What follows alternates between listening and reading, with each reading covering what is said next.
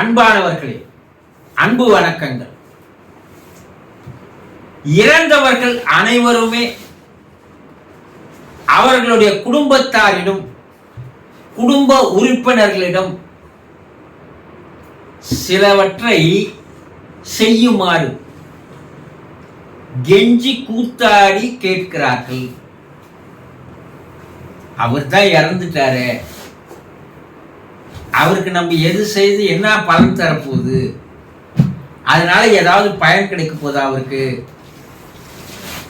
இல்லை நமக்கு அதனால ஏதாவது பயன் இருக்க போதா, அவர் தான் போயிட்டாரு, இதுக்கு மேல நம்ம செய்தான்னா செய்யலன்னா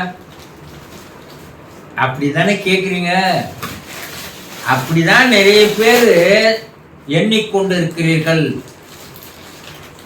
ஆனா தயவு செய்து புரிந்து கொள்ளுங்கள், இறந்தவர்களுக்கும் உங்களுக்கும் அவர் மறுபிறவி எடுக்கின்ற வரை ஒரு நெருங்கிய உறவு தொடர்பு இருந்து கொண்டே இருக்கிறது.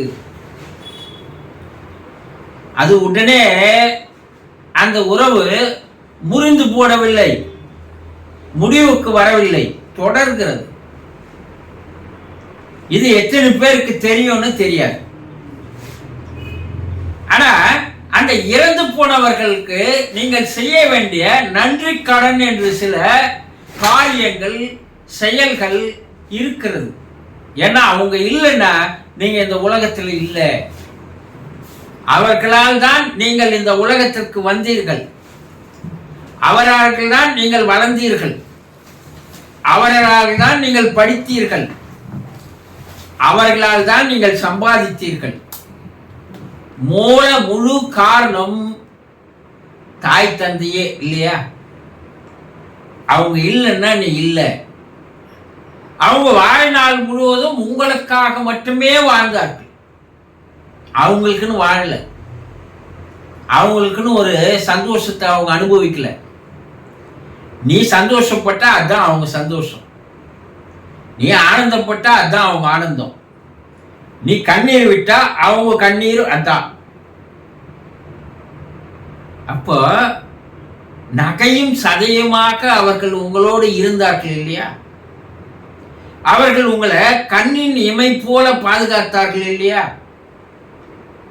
அவங்களுக்கு நீங்க உயிரோடு வாழ்ந்த வரைக்கும் அவங்களுக்கு நீங்க என்ன செய்துட்டீங்க? அவங்களை கட்சி வரைக்கும் நான் காப்பாத்துனேன், நீ காப்பாற்றித்தான் ஆகணும். அது உன்னுடைய கடமை, உன்னுடைய கடன். அப்போ அவங்க இறந்துட்டு பிற்பாடு அவங்களுக்கு நாங்க என்ன நன்றி கடன் செய்வது? பல பேர் கேட்குறீங்க.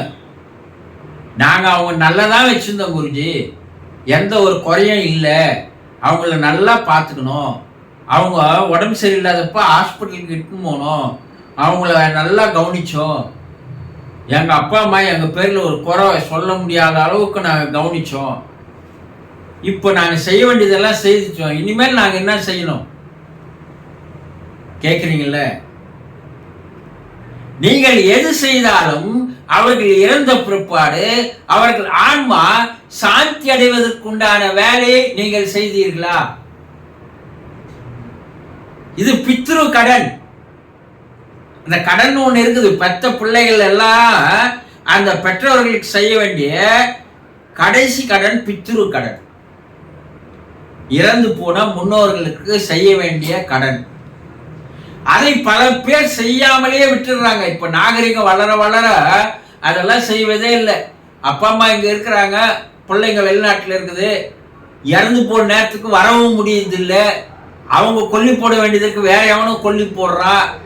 பிள்ளைகள் செய்ய வேண்டிய அந்த நித்திய கர்மங்களை செய்வதற்கு செய்யறதே இல்லை. ஏன்னா எங்களுக்கு வெளிநாட்டில் அதுக்கு நேரம் இல்லை, காலம் இல்லை. நியாயமா? அவங்க இல்லைன்னா நீ வெளிநாடு போயிருப்பியா, சம்பாதித்திருப்பியா? அப்போ அந்த கடன் அவர்களை நீங்க செய்யாத அந்த பிள்ளைகளை அவர்கள் என்ன கேட்கிறாங்கன்னா, தயவு செய்து எங்களுடைய ஆன்மா சாந்தி அடைவதற்கு அந்த பித்ரு கடன்களை செய்து விடுங்கள்.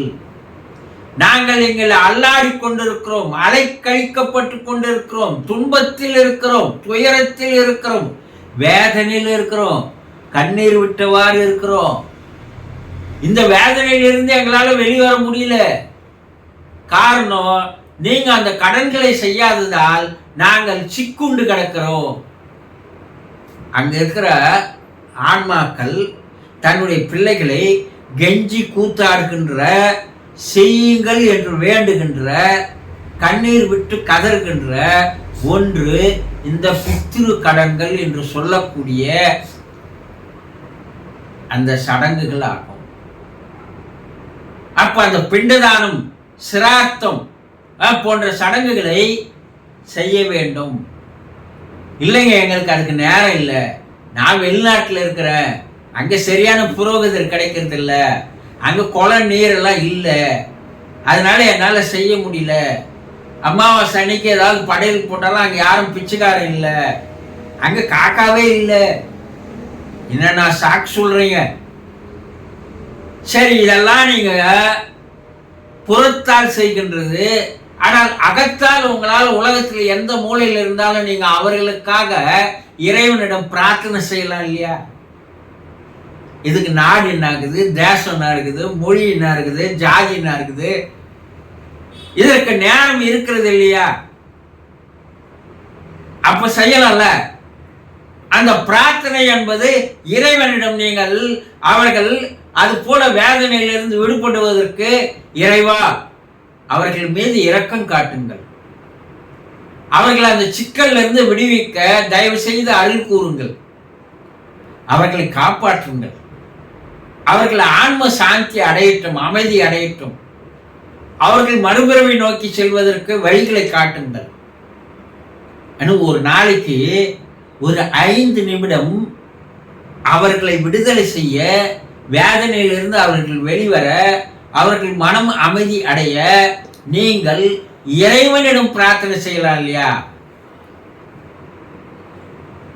அப்ப இதை செய்ய முடியாத நிலையில் இருப்பவர்கள் இறைவனிடம் நாள்தோறும் பிரார்த்தனை தயவு செய்து வந்தாலும் கூட உங்களுடைய பிரார்த்தனையின் பலன் இறை சக்திக்கு, இறை ஆற்றலுக்கு கேட்கிறது.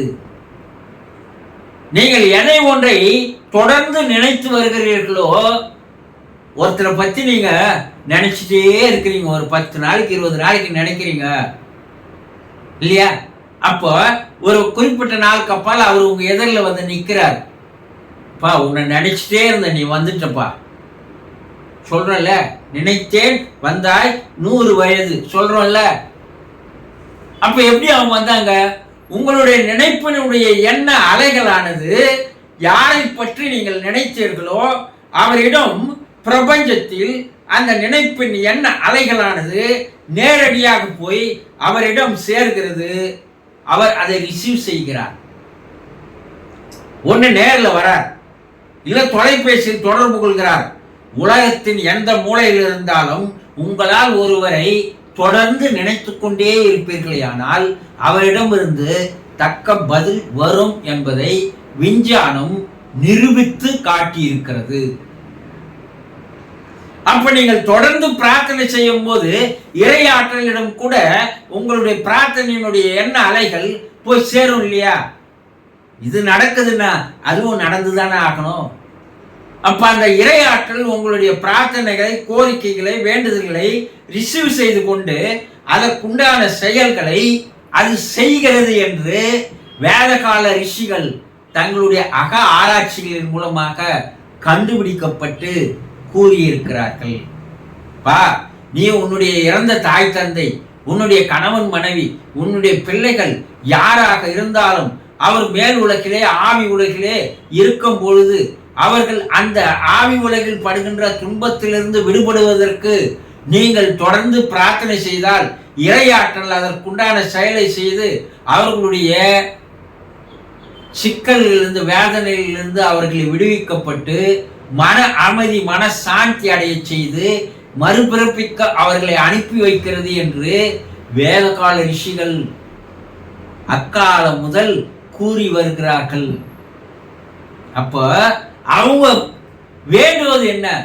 எனக்கு மன அமைதி இல்லாத இருக்கிற, மனம் எனக்கு கலங்கிய நிலையில் இருக்கிற, என் மன வேதனையில் இருக்கிறது, அதிலிருந்து என்னை விடுவிப்பதற்கு தயவு செய்து அந்த நன்றிக்கடனான சடங்குகளையோ இல்லை பிரார்த்தனைகளையோ தொடர்ந்து செய்து வாருங்கள் என்று உங்களிடம் கெஞ்சி கூத்தாடி கண்ணீர் விட்டு கதறி அழுகிறார்கள் என்பது ஆவி உலக ஆராய்ச்சிகளிலிருந்து தெல்லம் தெளிவாக தெரிய வருகிறது.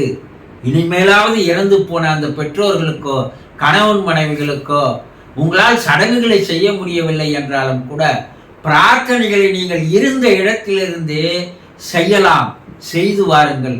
அவர்களுக்கு ஆன்ம சாந்தி அழியுங்கள். சந்தோஷம்.